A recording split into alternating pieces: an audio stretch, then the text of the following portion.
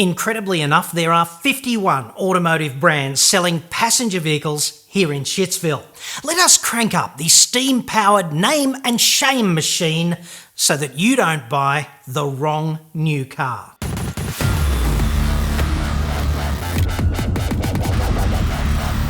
I'm John Cadogan from AutoExpert.com.au, the place where Australian new car buyers save thousands off their next new cars. Hit me up on the website for that. If you're buying a car, there is an overload of choice. 30 plus different competitors in the most popular segments, and nobody has time to assess them all. Every brand out there will give you 100 reasons why their particular car is the best. And this does not help when it comes to deriving a meaningful shortlist.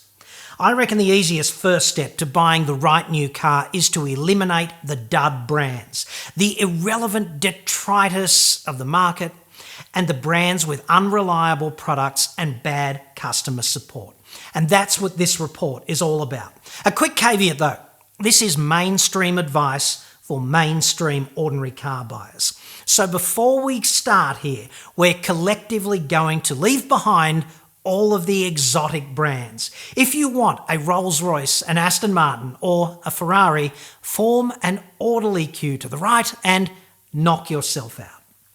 So, in alphabetical order, goodbye Aston Martin, Bentley, Ferrari, Lamborghini, Maserati, McLaren and Rolls-Royce.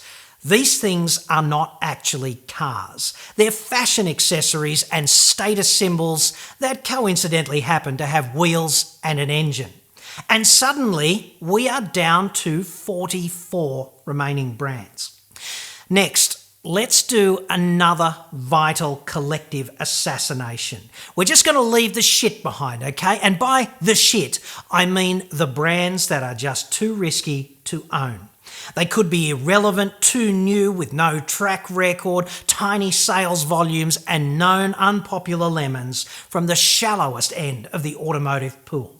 So goodbye Alpine, Cherry, Photon, Great Wall, Haval, LDV, Lotus, MG, Morgan, Proton, Ram, and Sanyong. Nobody deserves one of them. Why do it to yourself? If you want to be a lab rat in a consumer satisfaction experiment, then okay, go ahead. But I don't recommend it. 12 brands biting the dust right there, and we're down to 32. Looking good. Kicking off the top 20 mainstream brands to eliminate now, number 20 to erase from your list is Infiniti. And I always find it hilarious that the name itself implies an unattainably large number, and yet after 5 full years trying and countless millions in marketing spent here in Shitsville, those Infiniti dicks cannot even sell 1,000 cars annually. Nissan had a look over the fence one day, obviously, at what Toyota had managed to do with Lexus, and they said, we should do that. Ridiculously enough. If you're wondering how bad owning an Infiniti is, if you were stupid enough to purchase an Infiniti QX70 S Auto 3-litre diesel SUV in 2014, early 90 grand on the road, you'll trade it in today for about 27. Call it 2/3 of the capital investment up in smoke in 4 years. Ouch. Number 19, Citroen. Don't do this to yourself. Gorgeous design, average reliability at best, but crap support historically, although a new distributor might put a dent in that over time. But virtually zero sales. I mean, they don't even manage to sell 50 Citroens a month in Australia. Nobody statistically wants a Citroen. Good luck selling yours at the end of the affair, right? Sales have halved in the past 2 years, from almost zero to almost closer to zero. It's just a complete resale disaster. Number 18, Mini. And I know, I watched the Italian Job too, both versions, and I get it, but the novelty is gonna wear off and you will get that legendary British or Dutch build quality. Reliability has been crap historically, plus there's an options list longer than your arm on every model, pumping up the price. some poor bastard paid about 65 grand for the shitbox convertible mini roadster John Cooper Works Auto in 2014 and trades it in today for early 20s. That's gotta hurt. Number 17, the Swedish minimalist Mercedes-Benz wannabe that we know as Volvo. Don't waste my time, okay? Volvo is nowhere commercially. It's a joke. The styling is great, they drive okay, but reliability and support in Australia is shit. It's shit. But resale is where Volvo really is number one in number twos. Imagine being the poor sap who bought the flagship XC60 T6 R design, the MY15 car, but purchased in 2014. More than 80 grand on the road back then. And that's if you didn't get stitched up with the 20,000 or something bucks worth of additional options that you didn't need, like the personal car communicator. I'm not kidding, that was an option. And no, I don't know what it does. I do know that you didn't need it for 1,575 bucks extra. Anywho, from 80 grand down to about 30 grand for a trade-in today. The term loser springs to mind. Number 16, Jaguar. Jaguar has been through its trials and tribulations, certainly fatally wounded by Ford and then offloaded to the Indians, together with Land Rover. And realistically, I think the Indians are doing a somewhat better job. Not difficult. But in Australia, reliability and support remain crap. That is the price of admission. Sales have plummeted since 2016 and resale is a disaster. But hey, aside from that, great idea. Number 15, Land Rover, the green oval. It's everything I said about Jaguar with added off-road capability. Very nice looking vehicles which go well enough when they are not broken, which unfortunately is often enough. And support is also shit. You do not need a Land Rover in your life. Number 14, another joke brand, Peugeot. Sales, nowhere. Reliability, nowhere. Support, nowhere. Resale, nowhere. Beautiful styling though. I mean, the fantasy that gets people across the line with Peugeot is European quality, a real step up. The reality is that the totality of European quality is slightly better styling, but significantly worse at everything else than the best Japanese and South Korean cars. Get over it, Europhiles. This is the objective truth. 2 for 1 time now. Number 12 and number 13, flip sides of the same coin, Nissan and Renault. When these companies merged, it was a bad deal for Nissan and an okay deal for Renault. And Renault's quality did improve at the time, which was not hard. But inevitably, Renault technology has metastasized into Nissan's lineup, and that's been bad. Then the GFC hit, and Nissan suffered that irreversible brain damage. And then there's Nissan's appalling Jatco CVT transmissions, which are the least reliable in the universe. They are truly shit. Renault Sport does some pretty good work, and I have some sympathy there, but it's nothing that is not done more reliably and with better fundamentals in cars like the WRX STI and the Hyundai i30N. It's very difficult to make a truly compelling consumer case to buy either a Renault or a Nissan. And Mitsubishi, which has now joined them for a threesome of sorts, could well go the same way in the future, disappointingly enough. Number 11, Mercedes-Benz. This is guaranteed to give some people the shits, which is totally fine by me. Dollar for dollar, Audis have better fit and finish, and BMWs drive better.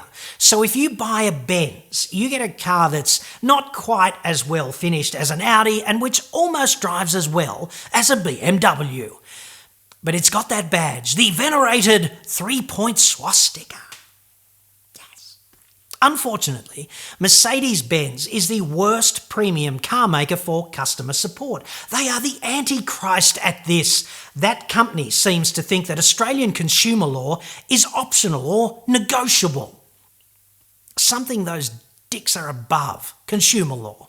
They are complete assholes when you have a problem, and they will fight you every inch of the way to the point of exhaustion, just for kicks.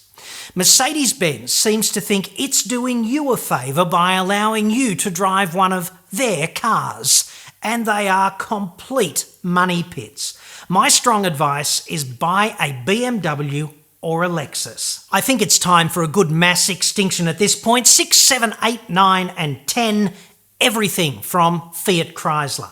That means Alfa Romeo, Fiat, Chrysler, Jeep and Dodge. This company has the worst combination of poor reliability and shit support. They are truly terrible. The merger took place in the GFC, of course, and today you get Italian engineering brilliance plus legendary retardistani build quality. What could possibly go wrong? Answer: everything. And sales have plummeted. Jeep, the biggest of the Fiat Chrysler crap brands, managed to inflict more than 30,000 of its shit heaps on unsuspecting Australians in 2014. But word quickly got around. They sold only about 8,000 in 2017, ouch, and they're on track for about 7,500 this year. That has to be commercially unsustainable. Fiat Chrysler is the market's biggest loser, and you are not required to swim out and attempt to prevent them from drowning in a pool of raw sewage that they poured for themselves. Another slightly smaller mass extinction now, numbers 3, 4 and 5. Volkswagen and related shitbox brands Audi and Skoda. This is the company that decided it was okay to kill thousands of people prematurely by cheating emissions regulations in a massive global criminal conspiracy. Volkswagen arseholes sold 11 million cars with those cheat devices installed. In total, about a quarter of those, 2.6 million, were sold in Germany. 7 eminent atmospheric and environmental scientists working for MIT, Hasselt University in Belgium, and the Atmospheric Chemistry Modelling Group at Harvard say, we estimate the median mortality impacts from VW excess emissions in Germany to be 1,200 premature deaths in Europe, corresponding to 13,000 life years lost and 1.9 billion euros in costs associated. That is just the deaths in Europe, stemming from about a quarter of the Dieselgate cars, the ones which were sold in Germany. Extrapolated up, it's about 5,000 people in total who were dead prematurely from Dieselgate. 5,000 deaths. It is completely immoral and unimaginably wicked for a car maker to do this. You have to remember, this was not an accident. It was a calculated criminal conspiracy. Now, if that's not enough to convince you not to support them, reliability of Volkswagen, Audi and Skoda products is very poor and customer support is terrible. It's Russian roulette, German style. Number 2 brand to eliminate is Ford. Ford is in the worst shape of all time. Globally, they are looking to cut $11 billion from the salary budget and more than $20 billion in total from operating costs. Markets like ours do not make Ford any money. There are going to be major cuts, so you can expect a few things. Falling sales, which are already on the nose. You get worse support. Ditto, it's already shit. And worse quality, if that is possible. Ford's engineering is reprehensibly bad, and the company also seems to take great delight in not only breaching its consumer law obligations, but reprehensibly enough, bending you over and profiteering from you when you are up against it with one of their shit cars. Also, resale. Resale is driven by supply and demand, and there has never been a lower demand for Ford products out there on Australian roads. Buy a Ford and you are going to get burned. But the gold medal here, the number 1 brand that you should not buy is Holden. Holden is on the fast track to failure. Poor quality, shit products, terrible support. It's got the unholy trinity of dice rolling with every purchase. The new French, German, whatever Commodore is an abject failure. Sales are through the floor and resale is appalling. They have burnt the brand. Holden is as bad as Ford at customer support. There's a photo finish going on there. But what really does it for me with Holden is the issue of trust. You simply cannot trust Holden. You just can't. In 2012, Holden accepted a $275 million taxpayer-funded government rescue package, a parachute stuffed full with your money. In exchange for more than $250 million that you paid, they promised to invest $1 billion of GM's money in Australian manufacturing to develop and build 2 new cars here and keep Australian manufacturing alive for at least a decade.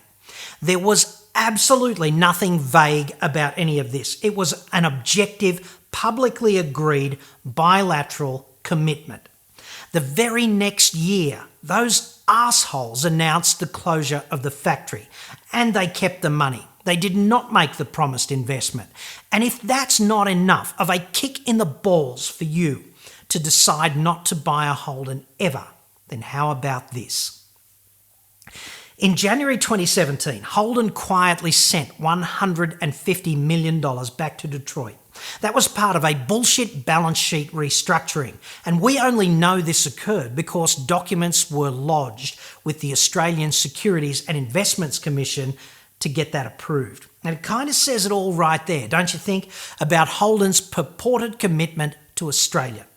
Doing business with Holden is like joining Hannibal Lecter for dinner. So we started with 51 brands. We eliminated the crap, we got down to 32 and pulled the 20 worst mainstream choices out from under that shortlist.